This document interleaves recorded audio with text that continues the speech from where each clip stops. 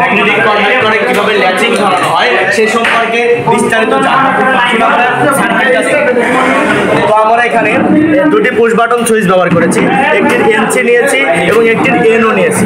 আমরা মূলত যখন আমরা এনসিতে লাইন দেবো, এনসিতে যেহেতু নর্মালি ক্লোজ থাকে, এনসিতে আমরা পজিটিভ লাইনটা দিয়েছি। পজিটিভ লাইন দিলে এনসির অপর প্রান্তে লাইন অটোমেটিক চলে যাবে।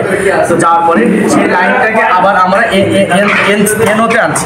এনওতে আনার পরে এনও থেকে আমরা আরেকটা লাইন ম্যাগনেটিক কন্ডাক্টরের এনওতে নিয়েছি। ম্যাগনেটিক কন্ডাক্টরের এনওতে নেওয়ার পরে ম্যাগনেটিক কন্ডাক্টরের অপর প্রান্তের সাথে এই পাশের সুইচের এনোর সাথে আরেকটা প্রান্ত যুক্ত করেছি। তো যখন আমরা এই সুইচটা পুশ করবো তখন আমাদের ম্যাগনেটিক কন্ডাক্টরের অপর প্রান্তে লাইন যাবে। সেই লাইনটাকে ল্যাচিং ধরিয়ে আমরা ম্যাগনেটিক কন্ডাক্টরের কয়েলের A1 সংযোগ দিয়েছি এবং এই ম্যাগনেটিক কন্ডাক্টরের A1 যেহেতু ল্যাচিং এর ফেজ সংযোগ দিয়েছি আর অপর পাশ থেকে একটি নিউট্রাল সংযোগ দিয়েছি। এখান থেকে আমরা একটি পজিটিভ নেগেটিভ টেনে নিয়ে আমরা ইন্ডিকেটর লাগিয়েছি যাতে পুশ করলে দেখা যায়। এবারে যদি এটা হলো আমাদের ছিল আজকের কন্ট্রোলিং সার্কিট। এবার আমরা পাওয়ার সার্কিটটা যদি দেখাই, পাওয়ার সার্কিটের এপাশে হলো ইনপুট, এপাশে আউটপুট। তো আমরা যতটা তিনটা ইনপুট ব্যবহার করতে পারবো, তিনটা আউটপুট ব্যবহার করতে পারবো, যত কিছু ব্যবহার করতে পারবো। তো যখন আমরা ম্যাগনেটিক কন্ডাক্টরকে ল্যাচিং এর মাধ্যমে এটা অন করাবো, যেহেতু এটা নর্মালি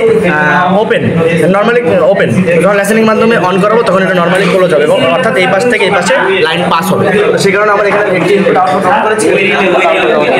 তো আমরা এখন সংযোগ দিয়ে দেখতে পারি লাইনটা জলে ভিতরে। তো সংযোগটার জন্য আমরা এখানে পড়ে গেল।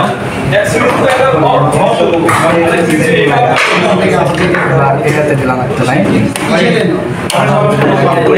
তো আমরা দেখেন যে দেখি অন হচ্ছে, ইন্ডিকেট করতেছে এবং লোডও জ্বলতেছে। আবার অফ করতেছে, এটা অফ হচ্ছে।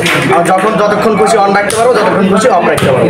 তো এইগুলো আমরা বিভিন্ন ক্ষেত্রে ইন্ডাস্ট্রিতে টাইমার ব্যবহার করে নিয়ন্ত্রণ করি। জাস্ট আমরা এটা ম্যানুয়ালি